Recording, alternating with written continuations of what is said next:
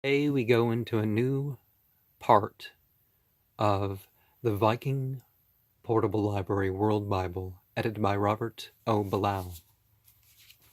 And that part is the Confucius, the Confucianist, sort of the Upanishadic thing, sort of personified. Wise sage sitting in the tree, talking to a disciple. But education is important. Master Kung. Out of the chaos which pervaded the primordial universe came Yang, the bright, the warm, effusive, the heavenly, and Yin, the dark, the secretive, the silent, the deep, the earthly. Counterparts and conflicting opposites, they complemented each other in the formation of a creative force, whose product was heaven and earth, with its fruits, whose symbol is a circle divided into two embryonic shapes, one black, one white, and whose significance is life, and the ordering of life, universal power, and the mysterious duality which lies in the souls of men. Thus was creation and the mystery of life explained in the minds of the ancient sages of China, who were articulate and made records of their beliefs, and perhaps 1,500 or 2,000 years before Gautama began his ministry in India. Zarathustra composed his Gathas in praise of Ahura Mazda in Persia, and the writers of the Upanishads and the later Hebrew prophets began proclaiming the doctrine of a universal and all-powerful God. Now, the dates for the actual prophets can vary by decades or centuries or even millennia after they actually were, so that's where some of the difference in dates come from. There is no record to tell when or from where the earliest ancestors of the Chinese came to the land of vast spaces, of rugged mountains, of fertile valleys, and boast the world's oldest continuous culture. Some scholars have attempted to show that they were related to the Sumerians of Babylonia or the Elamites, but others believe it more likely that they developed from Mongolian stocks, which might have had its origin in their own land. Plainly, these people of Turanian race are not of the Indo-European stock, which produced the worshippers of Dyaus-Pitar, Indra, and Varuna. Dyaus-Pitar, it's where the etymology of Jupiter traces its things, but that doesn't necessarily mean that they're referring to Jupiter when they say that. Indra and Varuna, whose descendants became the Hindus, or the worshippers of such things, became the Hindus, Indian Buddhist, Jainas, Persian Zoroastrians, and the later Christians of Italy, Greece, Spain, and Western Europe. Nor are they related to the Semitic worshippers of Jehovah and Allah, different names for the same God. And even if you look in this, the different forms, same basic formula, noun and a verb. But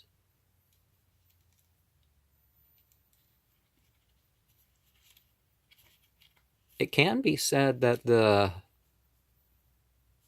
Yazidi culture goes back 30,000 years, and other Kurdish culture kind of comes from that.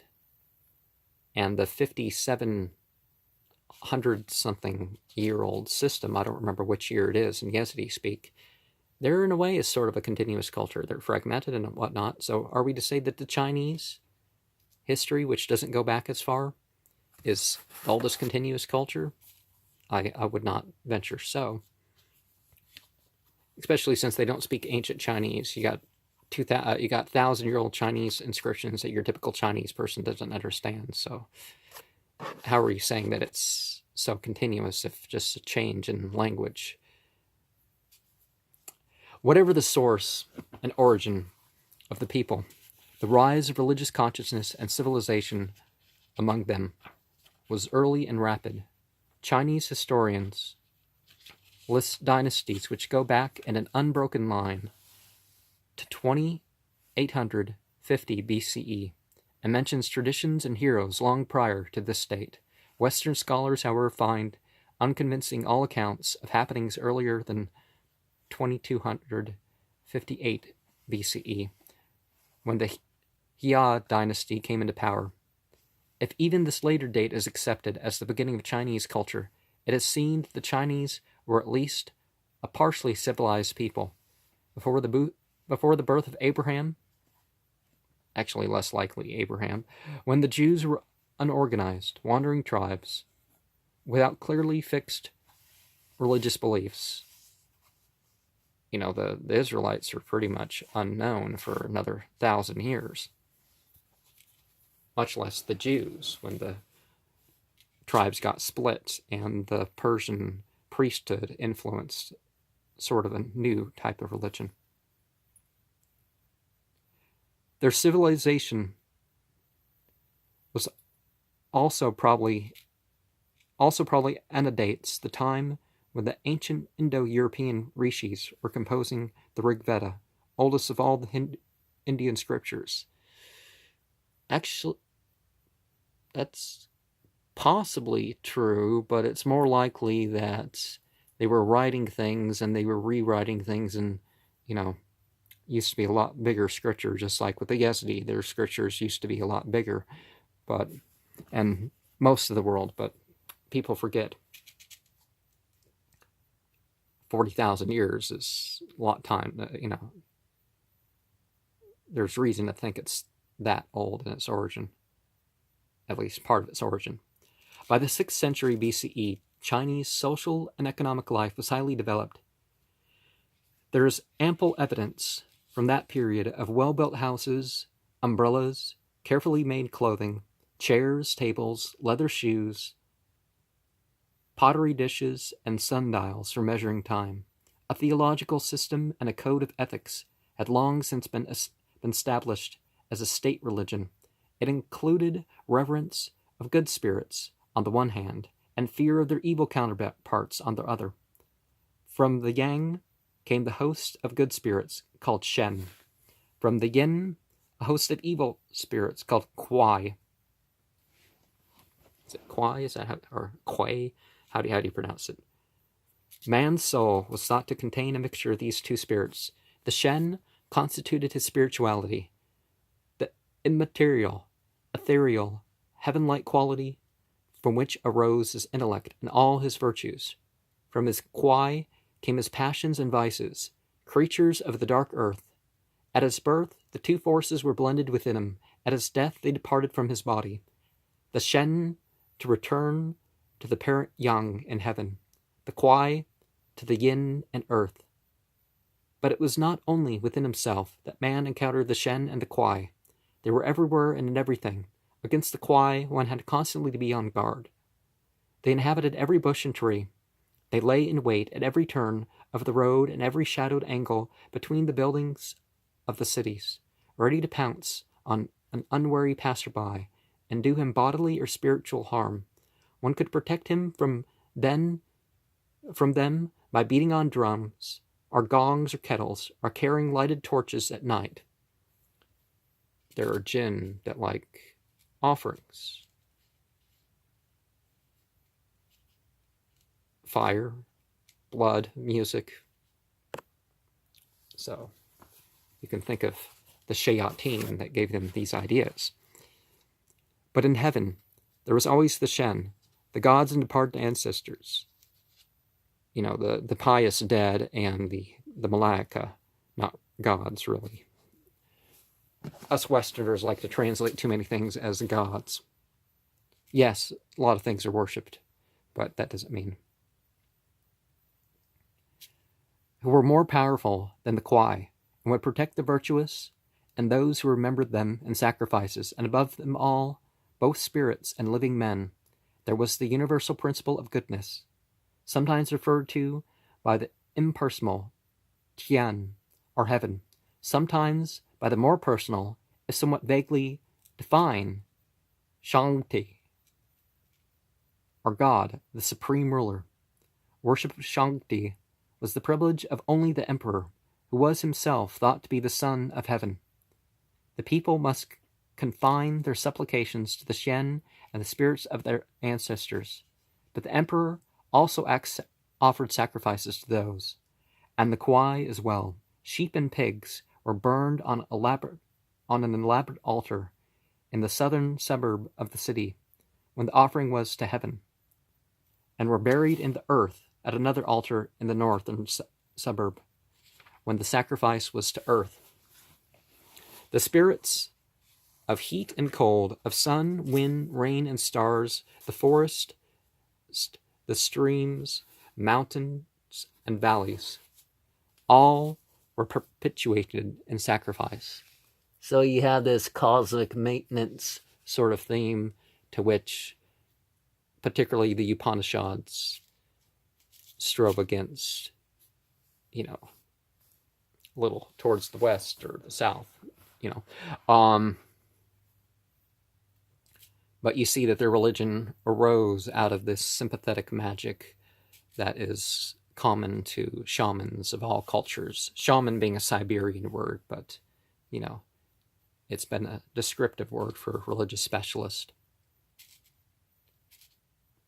Such was, in brief, the state religion of China, which prevailed from a time unknown to history, but certainly far back into the Bronze Age, until the fall of the last Manchu dynasty, when the Chinese Republic was formed in 1912. In 551 BCE, the province of Shantung, Confucius was born, the youngest of 11 children. His name in Chinese was Keungfutse, our master Kung. That by which he is known to the Western world is the Latinized form. When he was 3 years old, his father died, and Confucius's early life was spent in hard work. But though fatherless and apparently in modest financial circumstances, the boy obviously received a good education and came early to love the ancient Chinese books, which were the heritage of every literate Chinese. At 15, he is reported to have said, "I had my mind bent on learning." He was married at the early age of 19 and had one son, but his marriage was not a happy one, and he later divorced his wife. Shortly after his marriage, he was given a minor government post as a keeper of the stores of grain, but soon left this position and opened a private school, which became so popular that he is said to have had 3,000 pupils.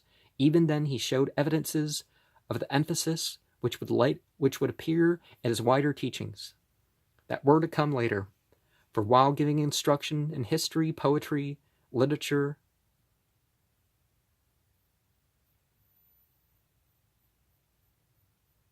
the proprieties, music, natural science, and government, he avoided all references to the supernatural and appreciated feats of physical strength and lack of order. Through his success as a schoolteacher, he was appointed chief magistrate of his town and advanced steadily in governmental positions until he was chief justice of his state. Here, his preoccupation with the affairs of government and his deep-seated conviction that the function of government was not the accumulation of revenue and the increase of power, but rather the welfare of the people, his principles, which he stressed so often in his latter preaching, were clearly evident. During his period in office, he succeeded in helping to bring about a high degree of obedience to government, order, peace, and even partial disarmament. Now, there's reason to think he could have been a prophet, but it's hard to tell with certain figures because they were put back in their culture. Mencius, obviously there was some diversion, so if decades or centuries later we're looking at sort of a different thing. So his historical teachings are up for question. But an actual theocracy, when there's an opportunity for it, even those who are atheists, more freedoms and safety and all that other stuff, yeah, we'll go for it. Now, some people won't, because they're, rather than statute crimes and just trying to stay on this side of the law and all this other stuff, there may be something that's a more realistic law system. Some people that are getting away in a current law system might say, I can't be open with my offenses anymore, so I don't oppose this. So there is some, but again, it's people's own taste. But a reduction of power, doing well for the people, that's what a theocratic government really is, not a church state. When I talk about a theocratic government, I do not mean a church state. That's a pretend theocratic government. We don't need Billy Graham and his even more openly Franklin Graham and all that. We don't need Swaggart, and we don't need John Hagee directing our country. Thank you very much. He does far more than he should. But political intrigues brought about his resignation at the age of 55, and when he failed in his effort to obtain a government post in a neighboring state, he entered the most significant period of his life. Wandering from state to state with a group of pupils, he spread the principles which have given him his worldwide immortality. His followers were in many ways the parallels of the disciples of Jesus and the bhikkhus of Gautama. Though Confucius was not accorded during his lifetime any aspect of divinity, nor did he ask for such characterization. Rather, his companions thought of themselves as pupils of the master. Same thing with Jesus and Buddha. I'm not an angel, said Buddha. Didn't even want to be considered like an angel. Rather, his companions thought of themselves as pupils of the master. In his wanderings, he inculcated in them, and in all who would listen, principles of government, of agriculture, of propriety, and of benevolent public morality, which have withstood the test of nearly 2,500 years. China is suffering under westernization, and they're suffering on it, but there's even more hardship than there is suffering, I would say. Whether it's pollution or their family, it's just like, there's a reason why there's some backlash, because the Chinese culture and society being in line, that is of utmost importance. During this period, he also performed one of his greatest services to the world in rescuing the ancient Chinese classics from threatened oblivion, collecting and editing them. These, as Confucius have left them to us, are the Shu King, or canon of history, Shi King, or canon of poetry, the I King, or the canon of changes, a mystical system of divination, the Li Qi, or book of rites, the Chun Chue, or spring of autumn annals, a local history which Confucius himself wrote, and the Xiao King, or the book of filial piety. They now constitute the 6 canonical classics of Confucianism. So think of this as the book of Genesis and the book of Kings and the book of Psalms and the book of Proverbs and the book of Leviticus, Numbers, Deuteronomy.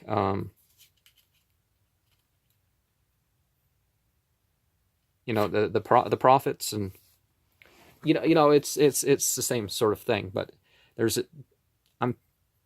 reason to think that these things weren't by him, or they were, and they weren't as preserved as one would think. One looks at the Bible, and every Greek, there's not 2 large Greek manuscripts of the Bible that agree with each other in the Gospels, and there's some changes in the others. 616 became 666.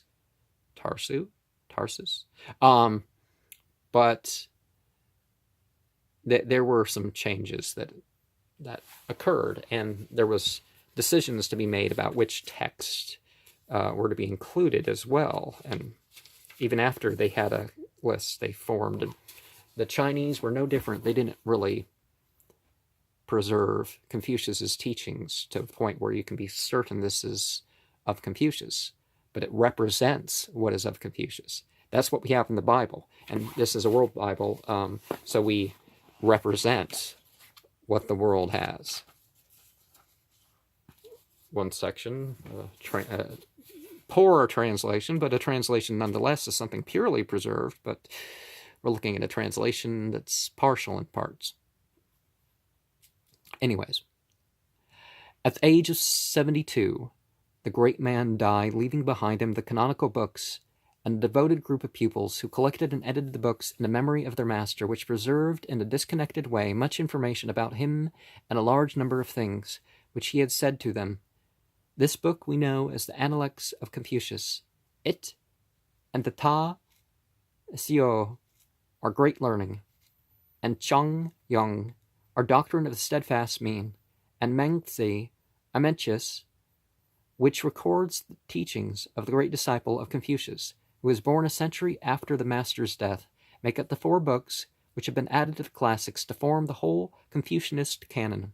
There have been later philosophers who have added to the list, such men as Mo Ti, Wang Chung, and Chu Si, but the 6 classics and the 4 books are by far the most important in Confucius religious literature.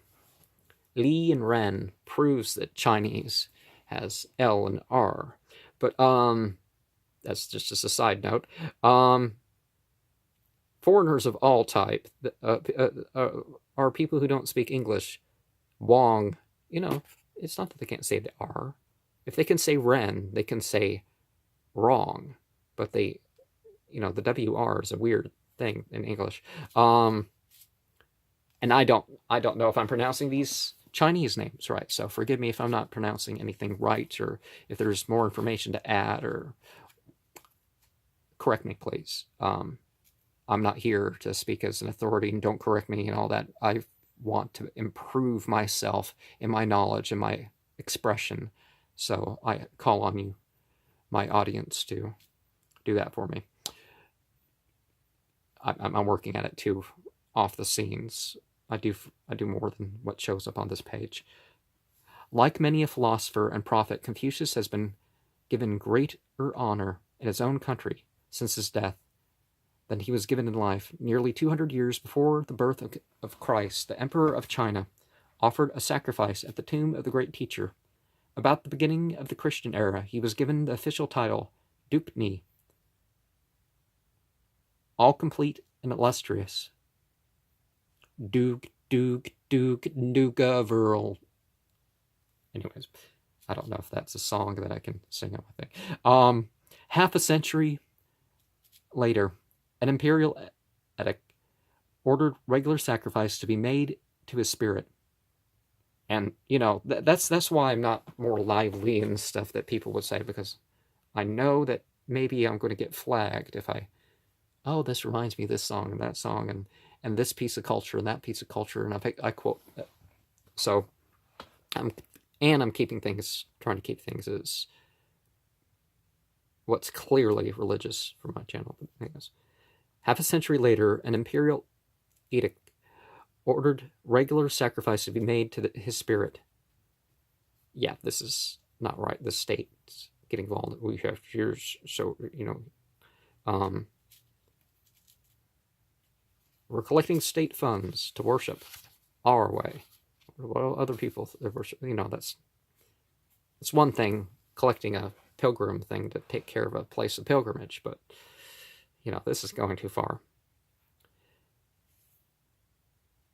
In 492 of the Vulgar era, he was canonized. Other elevations in the concept of him followed until 1906. He was raised by imperial decree to the rank of co-assessor with the deities of heaven and earth. When the last Manchu dynasty fell and many imperial decrees were cancelled by the Republican government, the worship of Confucius was continued by governmental edict. And the Republican type of government, I don't mean the Republican Party, has long been not so conservative. Neoconservative, perhaps, but not so conservative. The worship of Confucius was continued by government edict. Okay. Confucius did not originate a religion, nor did he attempt to reform one in the sense which Christ and the Buddha tried to reform theirs. Rather, he organized the one which had existed in the land of his birth from time immemorial, giving form to its books, dignity to its formalities, and emphasis to its moral precepts. His way of life was one of formalism and of proprieties, of lack of extremes in all things. He is reported to have observed all the ancient conventions and scrupulously to have urged them on others. Yet, in spite of his formalism and deep respect for the proprieties, there was in Confucius a firm conviction of the instinctive righteousness of humanity, and a never-failing love and respect for the informal, direct goodness of nature and the virtue to be found in communing with it. Even when not materially productive, when 4 of his students were asked by Confucius to express their wishes, the lute-playing Xiang Zi said that it was spring. He would like to go swimming with a dozen young companions and return home singing, and Confucius gave his approval, although the other 3 students had expressed desires to be busy in highly social activities. In this philosophic tendency, Master Kung had much in common with his somewhat older contemporary Lao Tse. See Introduction to the Taoist Scriptures. Confucius' social philosophy is tight by golden rule, and the form in which he stated it: what you do not want done to yourself, do not do to others. Here is not only the principle of reciprocity, but also the fine Eastern doctrine of letting alone. Wisdom, benevolence, and fortitude Confucius called the universal virtues. The chief interest of Confucius is human behavior rather than theology. At least that's what's preserved of him. Sages tend to have more spiritual interest as well, but not necessarily detached spiritual interest that is escapism from regular life. Confucius thought himself, when asked about God, said, "I prefer not speaking." Yet even he, in the midst of disappointment, when complaining of the lack of appreciation which his contemporaries gave him, took comfort in saying, "But heaven knows me." Metanomial, perhaps. He also said, without recognizing the ordinances of heaven, it is impossible to be a superior man, and the superior man stands in awe of the ordinances of heaven. See, the old thing creeping in. Well, God knows me, and the ordinances from the place of God. Anyways, he is reported to have used only once the term Shangti, which means God, preferring the more general and impersonal word Tian, which means heaven, or the intangible order of goodness which rules the universe. This was not through any lack of belief in a supreme universal power, nor yet from any lack of reverence, as many passages in his teachings show. Rather, he seemed to feel that there was a certain lack of propriety in speaking of these things. Does heaven speak? He asked. The 4 seasons pursue their courses, and all things are continually being produced. But does heaven say anything? Also, he seemed to feel, as Gautama did, that the questions about God and personal morality were questions which tended not to edification. When Chi Lu asked about death, he answered, "While you do not know life, how can you know about death?" Throughout his life, so needless speculation is to be ignored in all real spiritual paths. Throughout his life, the effort of Confucius seems to have been to turn man's mind away from the contemplation of the eternal imponderables, and to fix him upon the ever-present, the practical, and the more easily understandable problems of human behavior. His attitudes towards heaven and earth are all summarized in his words: to give oneself to the duties due to men, and while respecting spiritual beings, to keep aloof from them, may be called wisdom. The religion of China, which now bears his name, has carried on this emphasis, though not to the extent with Master Kung intended it should, for the spirit of Confucius himself is now worshipped by the Confucianist. fanaticism creeps into pretty much all faiths. Even with the Quran, people still worship Muhammad and Ahl Bayt, or even some of the companions, or some other sages, or saints, or tabi'in, or the tabi'in, the followers of the followers, and some of them have been worshipped. That should be for the spirits of Confucius. Now it's intermixed with instructions in social and political righteousness. There is much which concerns itself with love as a motivation for human goodness. When Fang Jie asks about benevolence, Confucius answered, "It is to love all men." When his pupil asks about knowledge, he said, "It is to know all men." And though he once complained that none but heaven knew him, he also said, "I will not be afflicted by men's not knowing me. I will be afflicted by that I do not know men." Yet a stern sense of reality in human relations always also pervaded his teachings. Have no friends not equal to yourselves. He said, when asked for an opinion as to the Taoist and later Christian principle that injury should be recompensed with kindness, he answered, "With what then will you recompense kindness? Recompense injury with justice, and recompense kindness with kindness." God's not going to judge everybody the same. No, everything's the same. All good and truth is just, everything's equally good and true. People actually act like that now. They just want to, extreme leftist indifference. Because of the emphasis on moral conduct and the small amount of theology in Confucianism, many have said that it is not a religion at all, but only a code of ethical behavior. Without the spiritual aspect, there is no religion. But in there, just like with Buddha, it's in there, but the emphasis has been taken away because they wanted to preserve the other cults, or they wanted to despiritualize the whole thing. Yet, is there any more exalted religious motivation than that which led one man to spend his life seeking to elevate the lives of all others through conformity with the ordinances of heaven? Hududullah. Like Abou ben Adhem, Confucius was one who loved his fellow men.